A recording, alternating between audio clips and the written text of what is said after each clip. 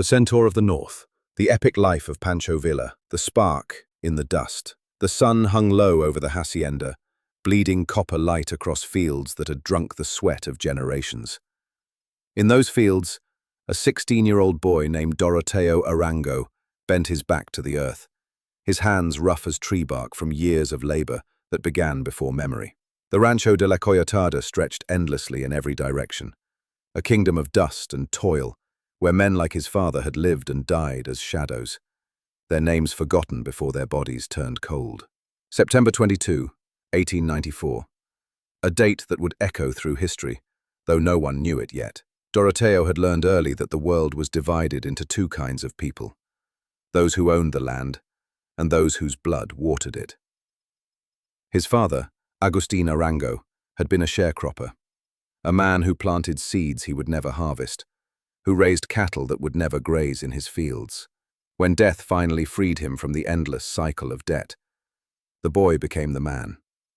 At 15, Doroteo inherited not wealth or land, but responsibility. 4 younger siblings looked to him. His mother, Micaela Arambula, worked her fingers to bone and beyond, but it was never enough. It was never enough. The local church school had given him basic literacy, enough to sign his name and count the pesos he would never possess. But the real education came from the fields themselves. He learned to read the sky for rain, to understand the language of horses, to navigate the treacherous terrain of northern Durango with an instinct that seemed bred into his bones. These lessons would save his life 1,000 times over. That September afternoon, Doroteo returned home early, drawn by some unnamed dread that pulled at his chest like an iron chain. The small adobe house stood silent in the dying light. Too silent. He pushed through the wooden door, his heart hammering. Inside, he found his mother arguing with Agustin Lopez Negrete, the owner of the hacienda. The landowner's intentions toward Doroteo's 15-year-old sister were brutally clear. In that moment, all the accumulated rage of generations crystallized into a single point of burning clarity. The boy who had been taught to lower his eyes before his betters met Lopez Negrete's gaze with something ancient and unbreakable. What happened next depends on which story you believe. Some sources claim Doroteo shot the landowner. Others say he found the man assaulting his sister and shot him in the foot. The exact details dissolved into legend long ago. What matters is this. The boy who walked into that house was named Doroteo Arango. The young man who fled into the Sierra Madre Occidental would eventually become Francisco Pancho Villa. And the world would never be the same. He took Lopez Negrete's horse and rode into the mountains as night fell, leaving behind everything he had ever known. His childhood ended in the space of a heartbeat. The mountains received him like a secret, dark and ancient, and utterly indifferent to human suffering. In those hills, hunted by the rurales, the brutal rural police force of President Porfirio Diaz, the boy learned the first rule of survival: trust no one completely. The second rule he learned from necessity: take what you need or die. The third rule came from observation. The system was built on the backs of men like his father, and that system would never change unless someone broke it. Doroteo joined a bandit gang, men who lived in the shadows between law and chaos. He took a new name, though historians still debate its origin. Perhaps Francisco Villa was his paternal grandfather's name. Perhaps it belonged to a legendary bandit of Durango, a Robin Hood figure whose exploits had been whispered around campfires for decades. Perhaps it was both. What matters is that Doroteo Arango died in those mountains, and Pancho Villa was born. The years that followed left scars on his body and deeper marks on his soul. He was arrested multiple times for stealing mules, for assault, for simply existing in a world that had no place for men like him. In 1902, the rurales caught him again. Because of his connections to a local power broker named Pablo Valenzuela, he escaped the death sentence commonly given to captured bandits. Instead, he was forcibly inducted into the Federal Army, a common practice under Diaz's regime for dealing with troublesome elements. Villa deserted within months, fleeing to the neighboring state of Chihuahua. He tried to make an honest living as a butcher in Hidalgo del Paro, but the Terrazas Creel monopoly, a family that controlled vast swaths of northern Mexico, forced him out of business. It was a lesson in how power worked. The wealthy did not just take your land and labor, they took your dreams too. By 1903, after killing an army officer and stealing his horse, Villa had fully embraced his new identity. His friends called him La Cucaracha, the cockroach, a creature that survives everything, that cannot be crushed, that thrives in darkness and emerges when least expected. For years, Villa alternated between banditry and attempts at legitimate work. He worked as a miner, a butcher, a mule skinner. The skills accumulated. His hands learned violence and labor in equal measure. His mind, sharp despite limited formal education, absorbed every lesson the hard world offered. He became an expert horseman, a deadly marksman, a man who could read terrain like a priest reads scripture. But something was changing inside him. The fury that had driven him into the mountains was transforming into something more dangerous than mere rage. It was becoming purpose. The awakening. In 1910, everything changed. Villa met Abraham Gonzalez, a man who would alter the trajectory of his life and, inadvertently, the fate of Mexico. Gonzalez represented Francisco I. Madero, a wealthy hacendado from Coahuila, who opposed the continued dictatorship of Porfirio Diaz. Diaz had ruled Mexico for over 30 years through a combination of brutal repression and careful manipulation. He had modernized the country's infrastructure, bringing railroads and telegraph lines to the north. But that progress had been built on the bones of the poor. Foreign investors grew rich. The Mexican elite consolidated their power, and men like Villa's father died in debt, their children inheriting that debt like a genetic disease. Gonzalez saw something in Villa that others missed. He saw a man with intimate knowledge of northern Mexico's terrain, a natural leader who commanded respect and fear in equal measure, a fighter who could rally others to a cause. But more than that, Gonzalez gave Villa something precious, a framework for understanding his rage. "You've spent your life fighting for yourself," Gonzalez told him. "What if you fought for the people instead?" It was a simple question that rewound Villa's entire worldview. What if his banditry wasn't just survival, but resistance? What if the cattle he stole from wealthy ranchers could feed starving families? What if violence, properly directed, could tear down the walls that trapped millions in cycles of poverty? Madero's Plan de San Luis Potosi called for an uprising on November 20th, 1910. The plan demanded the restoration of the Constitution of 1857, the establishment of a democratic republic, and an end to unlimited presidential terms. Most importantly for men like Villa, it promised land reform, the redistribution of stolen lands back to the peasants who had worked them for generations. Villa was 32 years old, a veteran of countless violent encounters, a man who had stared down death so many times that it had become an old acquaintance. When the call to revolution came, he answered without hesitation. He gathered 28 men, former bandits and displaced peasants, men with nothing to lose and everything to fight for. They elected him first commander. It was a promotion from outlaw to revolutionary, a transformation as profound as the one that had changed Doroteo into Villa all those years ago in the Sierra Madre. The revolution exploded across northern Mexico like wildfire in dry grass. In Chihuahua, Villa's small force began attacking government positions. His tactics were unconventional, brutal, effective. He struck at night, disappeared into terrain he knew better than any map, reappeared miles away before federal troops could respond. His reputation as a gunfighter became legend. One friend later said, "His gun was more important to him than eating and sleeping." Unlike many revolutionary leaders, Villa maintained iron discipline. He didn't drink alcohol, smoke, or use drugs.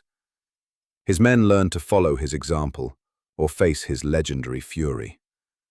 He was loyal to those he trusted, unforgiving to those who betrayed him. The peasants of Chihuahua, who had suffered under the Terrazas Creel monopoly for generations, began to see him as something more than a bandit, saw him as a defender, a champion, a man who understood their suffering because he had lived it. In May 1911, Villa participated in the First Battle of Ciudad Juárez, fighting alongside another revolutionary leader named Pascual Orozco. The rebels captured the strategic border city, dealing a devastating blow to Diaz's regime. The old dictator, 80 years old and watching his grip on power crumble, resigned on May 25, 1911, and fled to France, where he would die in exile. Francisco Madero, the man who had called for revolution, became president. Villa, now a colonel in the Revolutionary Army, believed that real change was finally coming. He had fought not for personal gain, but for the promise of a new Mexico, one where men like his father could own the land they worked, where children could attend school instead of laboring in fields before they learned to read. But revolutions, Villa would learn, do not end when the dictator falls. They merely enter a new, more treacherous phase, the betrayal. President Madero proved to be a disaster. Despite his idealism and his role in sparking the revolution, he was a weak politician who dismissed his revolutionary supporters and relied on the existing power structure. He appointed Venustiano Carranza, a wealthy landowner who had supported Diaz until Diaz refused to make him governor, as Minister of War. It was a slap in the face to every man who had risked his life for change. In 1912, Pascual Orozco, Villa's former comrade-in-arms, rebelled against Madero. Orozco's grievances were legitimate. Madero had failed to implement land reform, had failed to reward those who brought him to power, had failed to deliver on virtually every promise of the revolution. Orozco pleaded with Villa to join him in overthrowing the government. Villa refused. For all Madero's flaws, he had been legitimately elected by the people. Villa's loyalty was not to perfect leaders, but to the principle that the people's choice mattered. He fought against his former friend, winning several key victories in the north. But loyalty to Madero earned Villa only suspicion. General Victoriano Huerta, commanding federal forces against Orozco, arrested Villa on charges of stealing a horse. The accusation was absurd. Villa had been accused of many things, but petty theft was beneath him by then. Huerta, recognizing Villa's military brilliance and independence as threats, ordered his execution.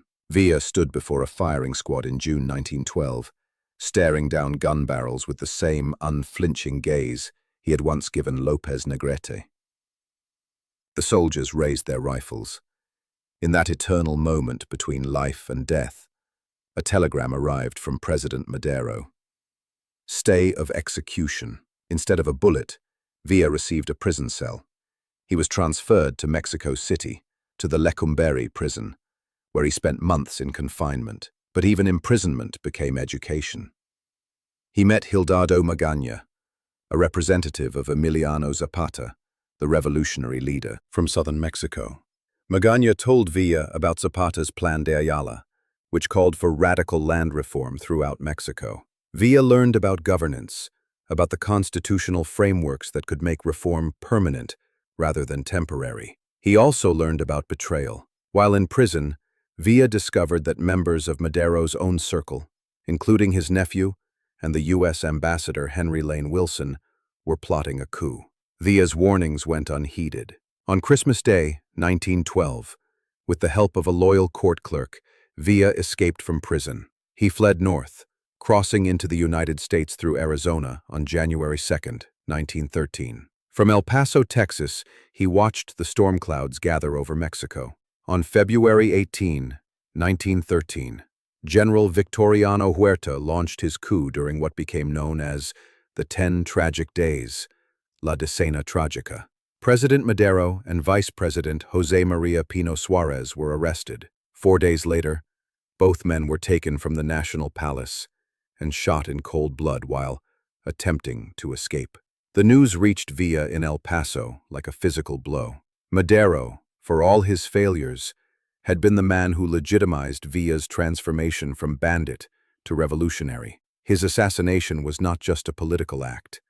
It was the murder of the revolution itself. Huerta, the man who had once tried to execute Villa, now sat in the presidential chair, backed by conservative elites, the Catholic Church, and initially by foreign powers who valued stability over justice. The revolution, it seemed, had been for nothing. Villa stood at a crossroads. He could remain in the United States, safe and anonymous, let Mexico burn without him, or he could return to the fight, knowing that this time there would be no easy victory. No clear endpoint, only blood and fire, and the slim possibility that something better might emerge from the chaos. On April 1913, Villa crossed back into Mexico with only 7 men, some mules, and scant supplies. He was returning to fight Madero's usurper, his own would-be executioner, and the entire apparatus of a military dictatorship. He was returning to create a legend, the rise of the División del Norte. Huerta moved swiftly to consolidate power, assassinating Villa's mentor, Abraham González, in March 1913. The governor of Chihuahua, the man who had seen revolutionary potential in a bandit and had helped transform him into a soldier for the people, was thrown from a moving train. His body left broken on the tracks. The message was clear: oppose Huerta and die. Villa's response was equally clear. He would raise an army, the likes of which Mexico had never seen, and he would drive Huerta from power or die trying. The North had suffered under dictatorship for too long. The peasants of Chihuahua and Durango, the miners who worked in brutal conditions, the cowboys and farm workers who had seen their lands stolen by the Terrazas Creole monopoly. These men flocked to Villa's banner. They came in dozens then, hundreds, then thousands. Villa proved to be a military genius. He understood that a revolutionary army needed more than courage. It needed logistics, organization, discipline. He secured funding through forced assessments on wealthy hacendados, through train robberies executed with surgical precision, through the confiscation of cattle and bullion that he redistributed to the poor. In one legendary raid, he held 122 bars of silver and a Wells Fargo employee hostage, forcing the company to help him sell the bars for cash, money that would feed and arm his growing force. He purchased draft animals, cavalry horses, arms, ammunition. Most revolutionary of all, he created mobile hospitals, railroad cars and horse ambulances staffed with Mexican and foreign volunteer doctors, known as the Servicio Sanitario. No revolutionary army in Mexican history had taken such care of its wounded. The soldaderas, the brave women who fought alongside the men and nursed the injured, became a vital part of the fighting force. Villa rebuilt railroad lines south of Chihuahua City, understanding that modern warfare required rapid movement of troops and artillery. He recruited fighters from Chihuahua and Durango, offering the then enormous sum of 1 peso per day, fair wages for soldiers who had spent their lives working for scraps. The army that emerged became known as the División del Norte, the Division of the North, and it would become the most powerful and feared military unit in all of Mexico. But Villa knew that military might alone was not enough. He needed someone who understood the technical aspects of warfare, someone who could translate his instincts into formal military strategy. That someone was General Felipe Angeles, a professional artillery officer who had served in the federal army under Madero. Angeles, disgusted by Huerta's coup, defected to the revolutionaries and became Villa's chief military advisor and closest friend. Angeles brought technical expertise, strategic planning, and formal military education. Villa brought knowledge of terrain, understanding of guerrilla tactics, and an almost supernatural ability to inspire men to follow him into hell itself. Together, they were unstoppable. In November 1913, Villa captured a freight train carrying coal to Ciudad Juárez. He painted his men as federal soldiers, loaded them onto the train, and rode straight into the border city, capturing it before the garrison realized they had been infiltrated. It was a victory of cunning over force, the kind of unconventional thinking that would become Villa's signature. On December 1st, 1913, Villa entered the city of Chihuahua, welcomed by thousands of cheering citizens. The city that had seen him as an outlaw now hailed him as a liberator. His military commanders elected him provisional governor of the state of Chihuahua. The Centaur of the North had arrived, governor of the people. Villa was 35 years old when he became provisional governor, a man, in the prime of his life and at the height of his power. He stood about 5 feet 10 inches tall, weighed around 175 pounds, with well-developed muscles forged by years of hard labor and harder fighting. His jaw was heavy and prominent, his teeth stained from years of poverty and improvised meals. But his eyes, witnesses described them as the most remarkable and impressive brown eyes they had ever seen. Eyes that seemed to see through pretense and pierce directly to truth. He was an unlikely governor. Nearly illiterate, with no formal political training, he took office in December 1913 with the same ferocity he brought to battle. He didn't want the position. He felt inexperienced and inadequate for civilian leadership. So he asked local journalist Silvestre Terrazas to serve as his assistant. Terrazas became Governor Villa's right hand during his 1 month in office, from December 1913 to January 1914. That single month would showcase what Villa believed the revolution should accomplish. He began by attacking the symbols of old power. He banished the Terrazas Creole clan from Chihuahua, the family monopoly that had controlled the state's economy, and crushed small businesses like the butcher shop Villa had once tried to operate. The confiscation of their estates gained him support from both the upper and lower classes, who had suffered under their dominance. Villa reclaimed land from Spanish owners and other enemies of the revolution, redistributing it to peasant families. But he was practical. He didn't immediately divide all confiscated properties. Instead, he used them to fund his army and government, promising full distribution after the revolution's victory. Some estates were managed by his generals, others by a state agency. The revenues supported widows and orphans of fallen veterans, fed the starving unemployed of the mining and timber regions, and provided the necessary funds for supplying the División del Norte. It was an ingenious compromise between revolutionary ideals and military necessity. But Villa's greatest passion was education. Perhaps because he himself had been denied proper schooling. Perhaps because he understood that ignorance was a tool of oppression as effective as any rifle. Villa ordered the construction of approximately 100 schools for poor children. He wanted to empower them through education, to give them the tools to build a Mexico where children could dream beyond the fields and mines that had consumed their parents. He established order with an iron hand. Villa prohibited his troops from alcohol use, understanding that discipline and drunkenness were incompatible. He ordered the repair of schools, hospitals, roads, telegraph lines and railways, the infrastructure of a functioning society. He created a new currency and announced that it must be accepted as legal tender, backing it with confiscated silver and his own fearsome reputation. He put large quantities of beef on the local market at drastically cut prices, ensuring that even the poorest families could afford meat. Orphanages and children's charities received generous donations of food. The people of Chihuahua, who had lived under the boot of the Terrazas clan for generations, began to call Villa the friend of the poor. But Villa remained a warrior at heart. He chafed at administrative duties, yearned for the battlefield, where problems were solved with strategy and courage rather than paperwork and compromise. After 1 month, he returned his focus to the military campaign, leaving civilian governance to others. The División del Norte was growing stronger every day. At its height, it would number more than 50,000 men, making it the largest revolutionary army in Mexico. The elite corps called the Dorados, the Golden Ones, served as Villa's personal guard and shock troops, 400 hand-picked men who would die for him without question. Villa was ready for the next phase of the campaign, the destruction of Huerta's regime. Victories written in blood. In spring 1914, Villa set his sights on Torreón, a strategic railway hub in Coahuila. The city was defended by federal forces that outnumbered Villa's troops, but the División del Norte had momentum, discipline, and a commander who understood that in warfare, boldness often trumps caution.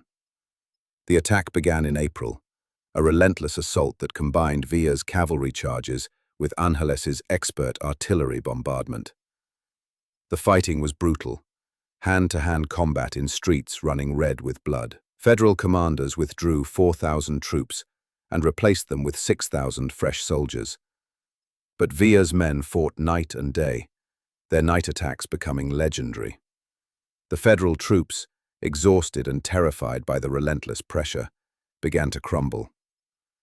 After 10 days and nights of continuous engagement, the federal army withdrew south, leaving Torreon in Villa's hands.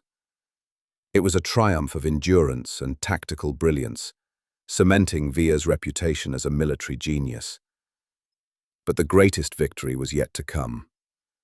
Zacatecas, a silver mining city of 30,000 people, sat at a crucial railway junction.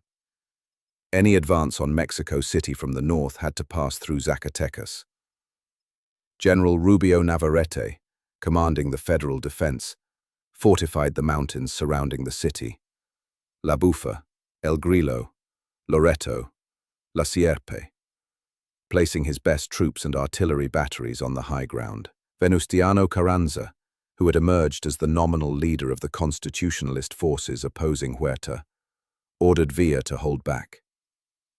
Carranza feared Villa's growing power and independence, saw him as a potential rival rather than an ally.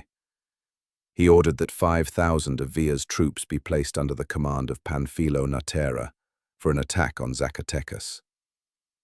Villa, who had spent his life fighting against the arbitrary orders of powerful men, had tried to accommodate Carranza in the past.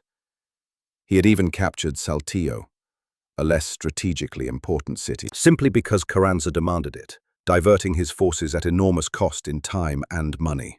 But this order to split his command was too much. Villa defied Carranza's orders and planned his own assault on Zacatecas. On June 20th, 1914, with approximately 24,000 men, Villa encircled the city. General Felipe Angeles planned the attack with meticulous care. The División del Norte would storm the city from all sides, with concentrated artillery fire on La Bufa and El Grillo. It was a bold strategy that relied on superior numbers, firepower, and coordination. June 23, 1914, dawned clear and hot. The Battle of Zacatecas, known in Mexico as La Toma de Zacatecas, the taking of Zacatecas, began with a thunderous artillery barrage. Angeles's guns pounded the federal positions, while Villa's cavalry and infantry advanced from multiple directions simultaneously. The federal troops fought desperately. General Medina Barón, commanding from La Bufa, could see his defensive positions crumbling one by one. The revolutionaries climbed the steep hills under murderous fire, fell back, regrouped, attacked again. The air filled with smoke and screaming metal. Blood soaked the rocky ground until the stones themselves seemed to weep red. By evening, La Bufa fell. El Grillo fell. The federal army, its command structure shattered, its defensive positions overrun, broke and fled south. The División del Norte poured into Zacatecas, claiming the most significant victory of the revolution against Huerta. The cost was staggering. Thousands of soldiers and civilians from both sides lay dead in the streets. The beautiful city, with its colonial architecture and silver mines, had become a charnel house. But the strategic result was undeniable. Huerta's regime was finished. On July 15, 1914, Victoriano Huerta resigned the presidency and fled into exile. The usurper was defeated. Madero, in his grave, was avenged. Villa and the División del Norte had achieved what many thought impossible. An army of peasants, cowboys, and displaced workers had toppled a military dictatorship. Villa, the former bandit who had started with 7 men, now commanded the most powerful military force in Mexico. But victory brought no peace. In fact, it brought something far more dangerous. It exposed the deep divisions among the revolutionaries themselves. Brothers in arms, enemies in spirit. Venustiano Carranza, wealthy landowner and former governor of Coahuila, had been maneuvering throughout the campaign against Huerta. While Villa fought and bled, Carranza politicked and planned. He saw Villa as little more than a useful bandit, dangerous in his independence and alarming in his popularity. Carranza's plan was to return confiscated estates to their original owners after Huerta's defeat. a betrayal of everything the revolution claimed to stand for. Villa viewed Carranza as a soft civilian playing at revolution, a man more interested in power than justice. The tension between them had been building for months. After Zacatecas, it became a chasm that could not be bridged. In November 1914, revolutionary leaders met at Aguascalientes to discuss Mexico's future. The Convention of Aguascalientes was supposed to unite the victorious forces and chart a path forward. Instead, it exposed irreconcilable differences. Carranza and his ally Álvaro Obregón represented the political revolutionaries, men who wanted liberal reforms and constitutional government, but were fundamentally conservative about social change. Villa and Emiliano Zapata, the legendary revolutionary from southern Mexico, represented the social revolutionaries, men who demanded radical land redistribution and peasant rights, who believed the revolution meant nothing if it didn't fundamentally reshape Mexican society. The convention elected a compromise president, but Carranza rejected the decision.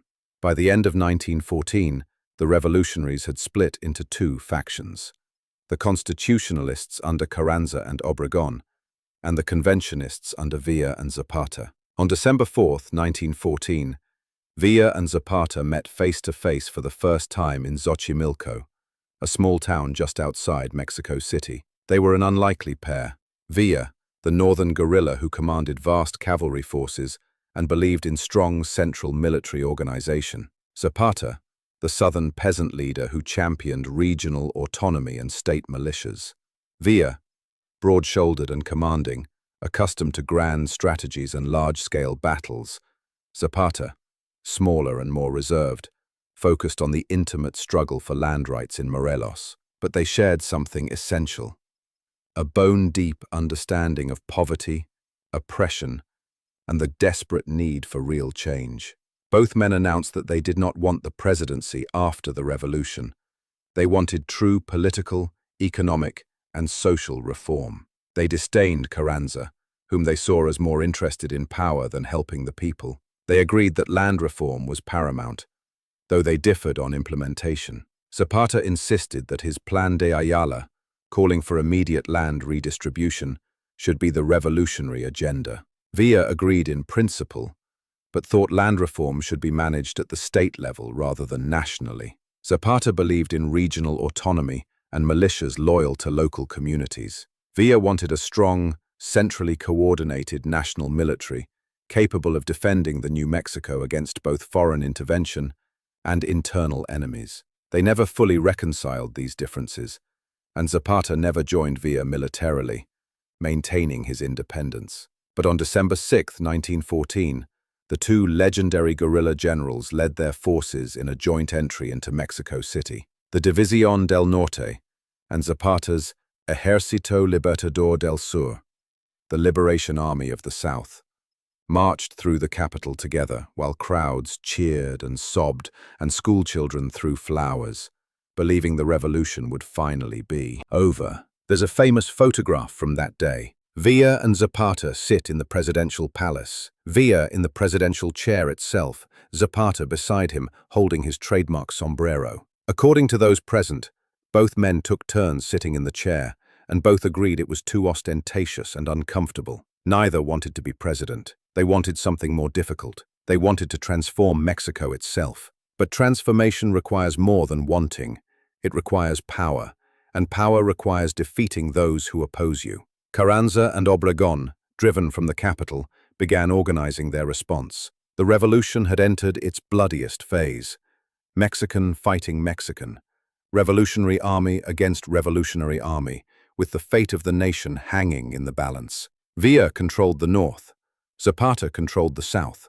But Carranza controlled the revenues from the oil fields at Tampico, which he sold to the United States and European powers engaged in World War I. Money, Villa would learn, could be as powerful as cavalry charges. The modern face of war.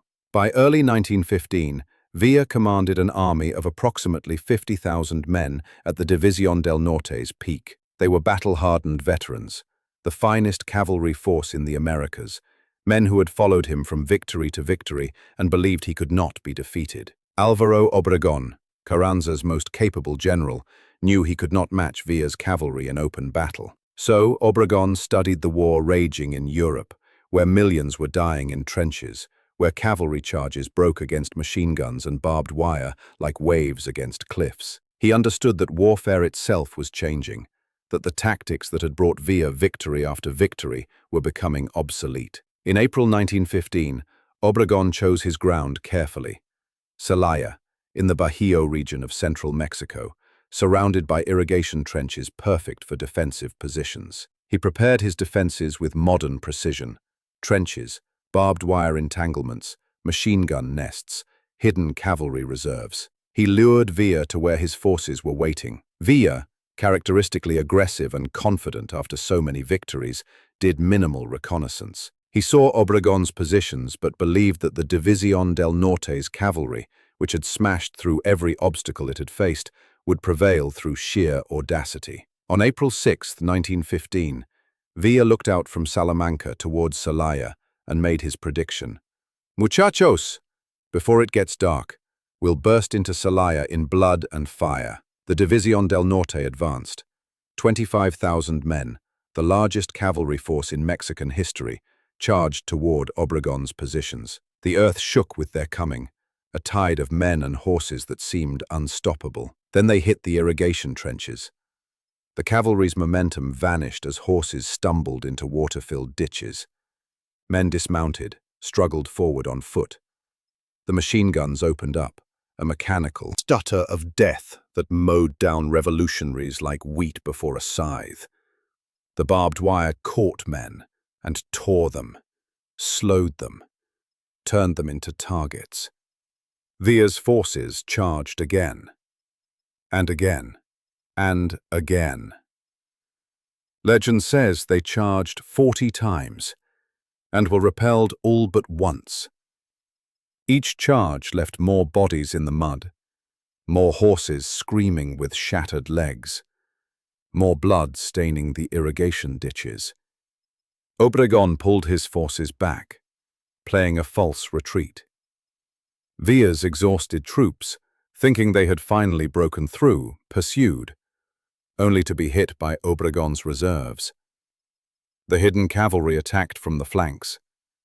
The machine guns resumed their terrible work.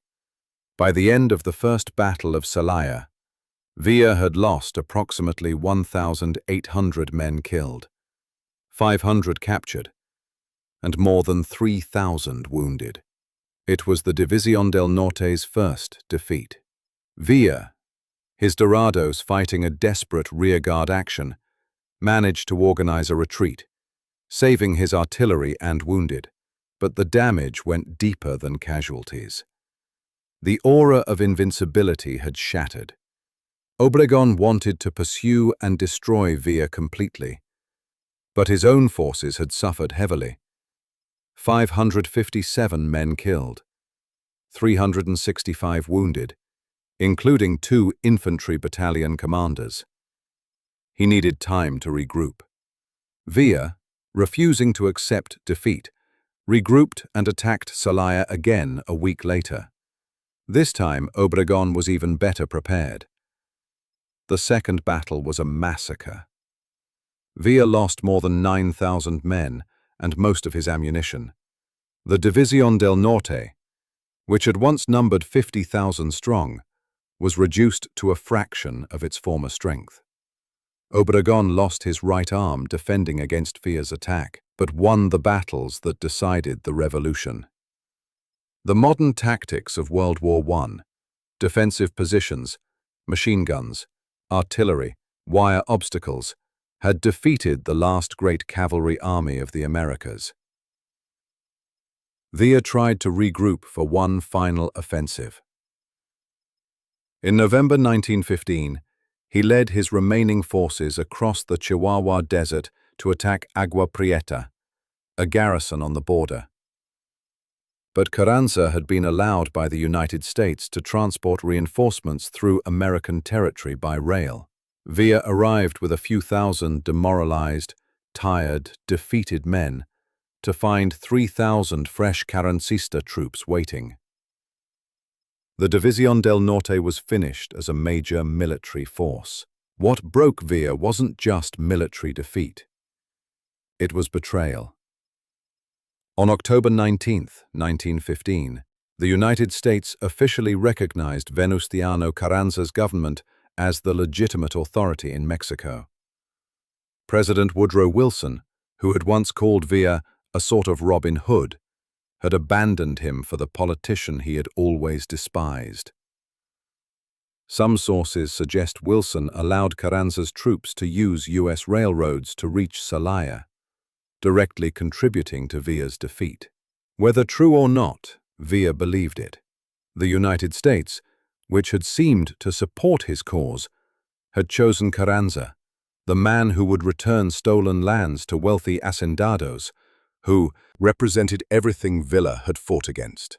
The sense of betrayal consumed him. In January 1916, Villa's men stopped a train at Santa Isabel, Chihuahua, and executed 17 American mining engineers. Villa claimed to have been elsewhere, but the attack bore his approval, if not his direct participation. It was a warning. If the United States wanted to support his enemies, Villa would remind them that he was still dangerous. On March 9, 1916, at approximately 4 in the morning, Villa led about 500 men across the border into Columbus, New Mexico. The raid on the small town was audacious, foolhardy, doomed from the start. Some historians suggest Villa was seeking weapons and ammunition.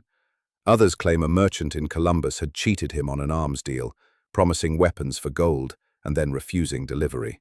Still others believe Villa wanted to provoke U.S. intervention, embarrass Carranza's government, and prove he was not finished.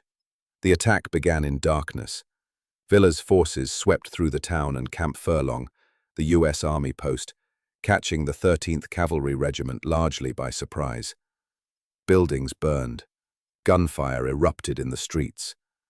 But the Americans recovered quickly, and Villa's forces faced professional soldiers with superior firepower. By dawn, Columbus was burning, and Villa was in retreat. The raid had killed 18 Americans, 8 civilians, and 10 soldiers. Villa lost approximately 190 men, nearly half his force. 7 captured raiders would later be hanged by vigilantes. It was a disaster by any military measure, but it achieved Villa's larger goal. It enraged the United States. President Wilson, determined to demonstrate American power and protect the border, ordered General John J. Pershing to lead a punitive expedition into Mexico to capture Villa. On March 15, 1916, approximately 6,000 U.S. troops crossed the border, the first American military incursion into Mexico since the Mexican-American War of 1846 to 1848. The Americans had superior equipment, modern weapons, even the first military use of aircraft for reconnaissance. They had Curtiss Jenny airplanes, motor vehicles, and a determined commander who would later lead American forces in World War I. What they didn't have was knowledge of the terrain, local support, or any real understanding of who they were chasing. Villa, the former bandit who had spent years evading the rurales in the Sierra Madre, knew northern Mexico like he knew his own heartbeat. He split his forces, used decoys, disappeared into desert and mountain, moved primarily at night. When Pershing's forces thought they were close, Villa would be 50 miles away. When they searched one area, he would strike in another. The Americans had some successes, killing several of Villa's lieutenants and about 169 of his men in various skirmishes. But they never got close to Villa himself. The Mexican people, even those who had opposed Villa, resented the American presence. Carranza's government, despite initially allowing the expedition, grew increasingly hostile as Pershing's forces penetrated deeper into Mexican territory. On June 21, 1916, Mexican troops and Americans clashed at Carrizal, nearly triggering a full-scale war. Wilson, facing the possibility of American entry into World War I, decided that chasing Villa through the Mexican desert was not worth a war with Mexico. In January 1917, he ordered Pershing to withdraw. After 11 months, over 140,000 soldiers deployed along the border, and an enormous expenditure of resources, The United States had failed to capture one wounded, hunted guerrilla leader with a few hundred remaining followers. Villa's military power was broken, but his legend had grown even larger. He had attacked the United States and escaped. He had humiliated one of the most powerful nations on earth. He had proved that even in defeat, he was not finished. The Ghost of Chihuahua. From 1917 to 1920, Villa waged guerrilla warfare in Chihuahua with the remnants of his army. The División del Norte was gone, but Villa remained, a ghost haunting the mountains and deserts, striking when least expected, vanishing before government forces could respond. He survived assassination attempts, ambushes, betrayals.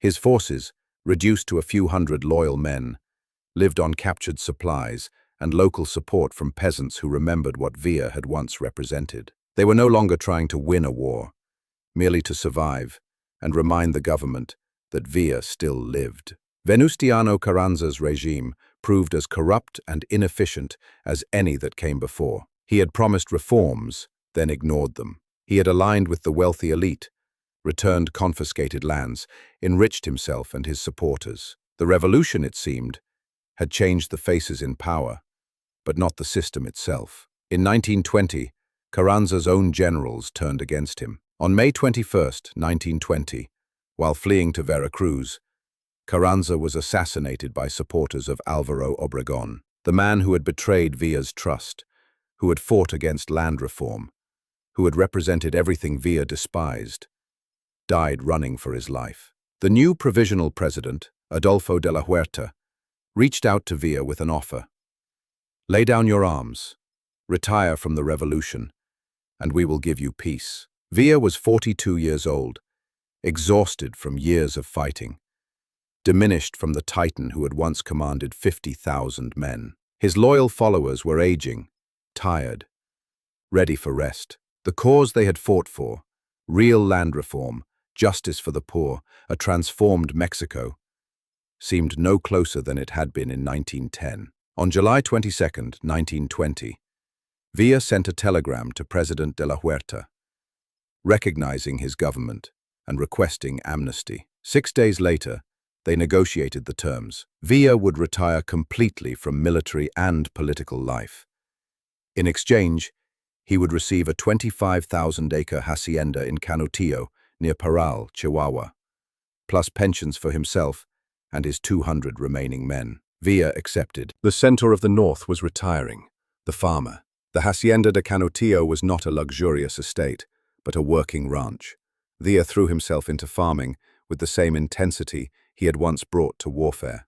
He raised cattle, grew crops, repaired buildings, built houses for his men and their families.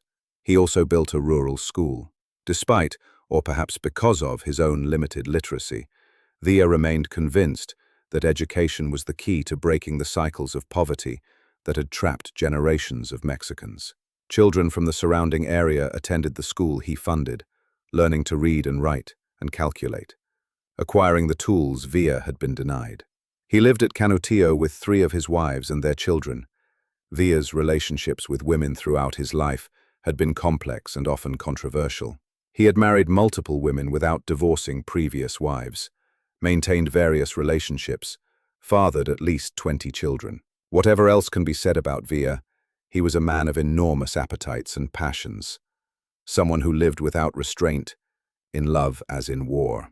For 3 years, Villa played at being a peaceful farmer, but peace did not come easily to a man who had spent most of his life fighting. He never fully relaxed his guard. For the first time in his life, he drank alcohol, perhaps trying to dull the memories of everything he had witnessed, everything he had done, everyone he had lost. He traveled occasionally to Parral for banking and supplies, usually with his armed escort of 50 former Dorados. But as time passed and no attacks came, he grew more comfortable.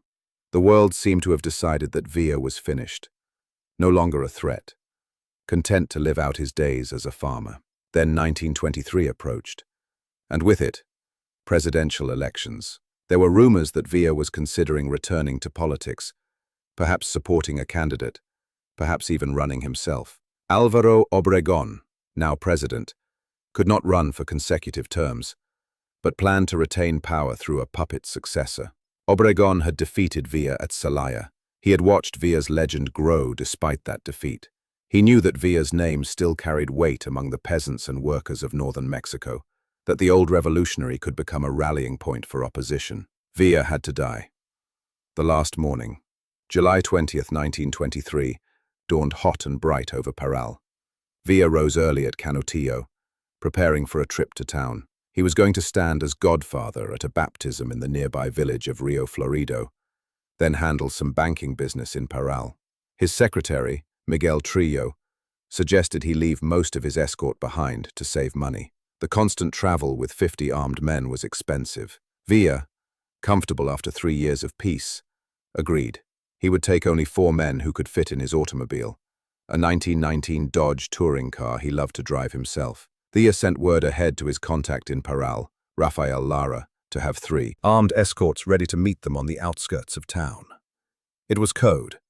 Send me 3 cheeses meant 3 armed guards. But Lara and his men had left Parral that same morning for the town of Matarana, allegedly to rehearse for a military parade celebrating Mexican independence. Villa drove into Parral around mid-morning, joking with his companions and puffing on a corn shuck cigarette. He picked up a shipment of gold for the hacienda payroll and headed back toward Canutillo, taking the route through the center of town. Neither Villa nor his bodyguards noticed the men watching from the windows of an apartment building at the corner of Benito Juarez and Gabino Barrera streets. 7 riflemen, waiting, watching for the signal. At the intersection, the Dodge slowed to make a turn. A street vendor selling pumpkin seeds, standing exactly where he had been instructed to stand, lurched toward the road and shouted, "Viva Villa!" Villa, the man who had survived 1,000 dangers by trusting no one, raised his hand to acknowledge the salute. The rifleman opened fire. 40 shots, maybe more, tore into the automobile. Villa took 9 bullets, any one of them fatal. His personal secretary and 3 bodyguards died instantly or seconds later. Only 1 bodyguard survived, wounded, but alive to tell what happened. The assassins, following their plan, mounted horses hidden in a nearby alley and rode into the desert. Within hours, they were far from Parral, scattering in different directions, disappearing like smoke. Francisco Pancho Villa, Doroteo Arango, La Cucaracha, the Centaur of the North, the friend of the poor, the terror of the wealthy. The bandit who became a revolutionary, the general who built schools, was dead at 45 years old. Within hours, postcards showing his bullet-riddled body were being sold on the streets of Parral. Morbid souvenirs of the death of a legend. The story of Villa's assassination doesn't end with his death. Telegraph service to Canutillo was immediately cut, preventing his remaining followers from learning of his murder until hours after it was officially announced in Parral. Government troops surrounded the hacienda to prevent any reprisal by Villa's men. A standoff lasted 3 days before simmering out. Villa's loyal Dorados, armed and ready to fight, ultimately chose not to die in a hopeless cause. Villa's funeral on July 21st, 1923, drew thousands of citizens from Parral, following his coffin drawn by 2 black horses. There was a military guard and a band, demonstrating the honor due a former general. But none of Villa's closest friends or remaining soldiers attended. They were still at Canutillo, armed and waiting for an attack that never came. Who ordered Villa's assassination?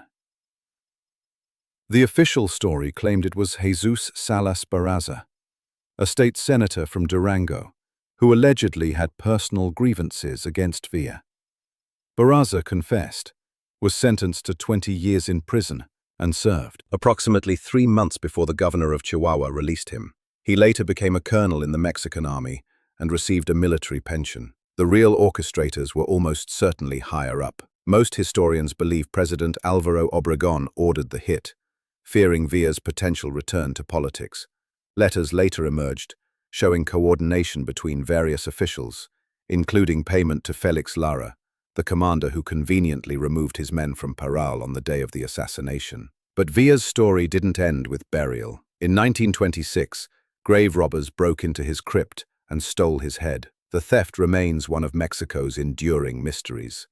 Some believe it was taken by one of Villa's old enemies, who wanted to be absolutely certain he was dead. Others claim an American treasure hunter named Emil Holmdahl took it to sell to a rich collector of historical curiosities. Rumors persist that the skull ended up in Yale University's Skull and Bones Society, though they deny it. In 1976, the Mexican government decided to move Villa's remains to the Monument to the Revolution in Mexico City, a grand memorial to revolutionary heroes. When they opened the grave in Parral, they found only a pelvis, a femur, and a few other bones. According to local legend, the chief medical examiner immediately recognized that the pelvis belonged to a young woman, not a middle-aged man. The story goes that the mayor of Parral, unwilling to surrender Villa's body to Mexico City, had substituted another body. So thousands of tourists visit the Monument to the Revolution in Mexico City to pay respects to someone's remains, while Villa, perhaps, still rests in Parral, the town where his story ended. It's fitting, in a way. Villa spent his life defying authority, evading capture, appearing where least expected. Why should death be different? The man behind the legend. Who was Pancho Villa, really? The question has no simple answer, because Villa himself was not simple. He was a man of profound contradictions, of violence and gentleness, of cruelty and compassion, of vengeance and loyalty. He ordered the execution of prisoners, particularly Spaniards, whom he saw as representatives of Mexico's colonial oppression. He rounded them up in Torreon and deported them, confiscating their property. Later accusations suggested worse atrocities: mass executions, burned villages, rapes. These dark chapters cannot be ignored or excused. Villa himself, late in life, expressed regret for some of his actions, acknowledging the cruelty he had been responsible for. Yet this same man built schools for children, created hospitals for wounded soldiers, paid his troops fair wages, redistributed land to peasants, and repeatedly stated he had no ambition to be president. He wanted only real reform. He prohibited his troops from drinking on duty, maintained discipline in an environment where chaos was the norm, and created one of the most effective military organizations in Mexican history. He was illiterate but brilliant, uncultured but strategic, brutal but capable of profound loyalty. He killed men without remorse but wept for fallen comrades. He took what he wanted from women, yet supported widows and orphans. He stole from the rich to fund his army, but also to feed the poor. Perhaps the contradiction itself is the truth. Villa was a product of a savage system that crushed millions of people beneath the weight of oppression and poverty.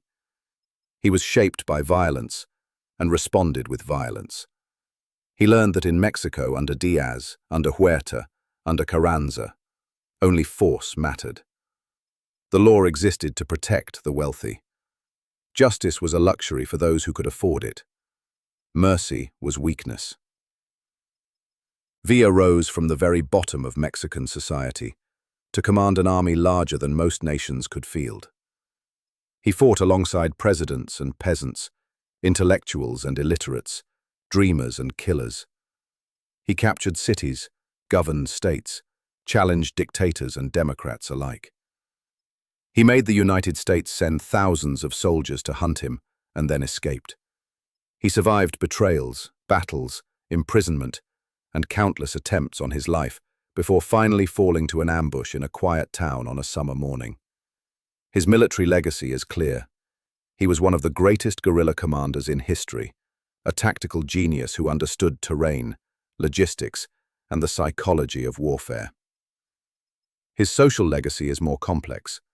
The land reforms he fought for were eventually enshrined in the Mexican Constitution of 1917, though their implementation remained incomplete. The schools he built educated thousands of children. The División del Norte, for all its ultimate defeat, demonstrated that peasants and workers could organize, fight, and nearly win a war against professional armies backed by wealthy elites. His symbolic legacy endures most powerfully. In the 1960s, during the Chicano movement, Villa became an icon of resistance against oppression. His image appears on murals throughout Mexico and the American Southwest. Songs, poems, films, and books continue to tell his story. To some, he remains a brutal bandit who terrorized northern Mexico. To others, he is a hero who fought for the poor against impossible odds. The truth, as always, lies somewhere between legend and condemnation. Villa was not a saint.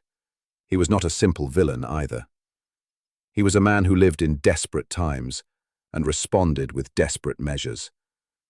He saw injustice and fought it with the only tools he knew: violence, courage, and an unshakable belief that the poor deserved better than the world had given them. The enduring echo. More than a century after the Mexican Revolution, Villa's presence still haunts the northern deserts. His name is invoked in political speeches. His image appears in schools and government buildings. His story is taught to children throughout Mexico. In 2023, Mexico declared the Year of Pancho Villa on the centennial of his death. The anniversary sparked renewed debate about his legacy. President Andrés Manuel López Obrador called him a hero who redistributed wealth from rich to poor with no desire to enrich himself. Others pointed to documented atrocities, the burned villages, the executed prisoners, the trail of violence that followed him. Both sides speak truth. Villa was capable of heroism and horror, often in the same day, sometimes in the same moment. He fought for land reform but didn't implement it when he had power.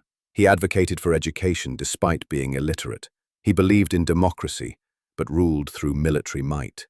He claimed to fight for the people, but his actions sometimes terrorized them. Perhaps what endures most about Villa is not the man himself, but what he represented. The possibility that the system could be challenged, that the poor were not powerless, that change, real, fundamental change, was possible. He proved that a peasant born into debt and oppression could rise to shake the foundations of power. He demonstrated that courage and will could overcome wealth and political influence, at least for a time. The revolution Villa fought for did not create the Mexico he envisioned. Land reform remained incomplete. Poverty persisted. New elites replaced old ones. Power still corrupted. But the revolution changed Mexico forever. It destroyed the Diaz dictatorship, ended the system of debt peonage that had trapped generations, established constitutional protections for workers and peasants, and created a nation that, for all its flaws, was fundamentally different from what came before. Villa's name echoes through that transformation. When Mexicans fight for social justice today, Villa's ghost rides with them. When peasants demand land rights, his memory sustains them. When workers organize for fair wages, his example inspires them. When the powerful oppress the vulnerable, someone always remembers that once, a bandit from Durango became a general, built an army of 50,000, conquered half of Mexico, and proved that even the mightiest can be challenged. In the end, Villa's greatest victory was not military but symbolic. He showed that legends are not born in palaces, but in dusty hacienda fields, that heroes do not need to be perfect to be worthy of remembrance, and that sometimes the fight itself matters more than the outcome. The sun still sets over the hacienda where it all began, bleeding copper light across fields where men still work the earth. Somewhere in those hills, if you listen carefully, you can almost hear it. The thunder of hoofbeats, the rattle of rifles, the cry of "Viva Villa!" echoing across the desert like a promise that refuses to die. Because legends never die. They transform. They inspire. They wait in the shadows for the next generation that needs them. The next soul broken by injustice, who needs to believe that one person can make a difference, that courage matters, that the fight for dignity is never truly lost. Pancho Villa, Doroteo Arango, the bandit, the general, the friend of the poor, the Centaur of the North, rides still through the Mexican imagination, eternal and undefeated, carrying the dreams of millions who dared to believe that a better world was possible. If this story moved you, if Villa's courage and contradictions resonated with something in your own heart, then honor his memory by keeping the questions he asked alive. Who deserves the land? Who deserves justice? Who gets to decide? These are not questions from 1910 or 1923. They are questions for today, for tomorrow, for every generation that must choose between accepting injustice and fighting it. Like this video, subscribe to this channel, because the next legend is already being born, somewhere in the dust and struggle, waiting to be told. And these stories of courage against impossible odds, of resistance against overwhelming power, of ordinary people who refuse to accept that the world could not be changed. These stories are not just history. They are the weapons we carry forward into our own fights, our own struggles, our own revolutions. Viva Villa! Viva la revolución! The story continues. It always continues.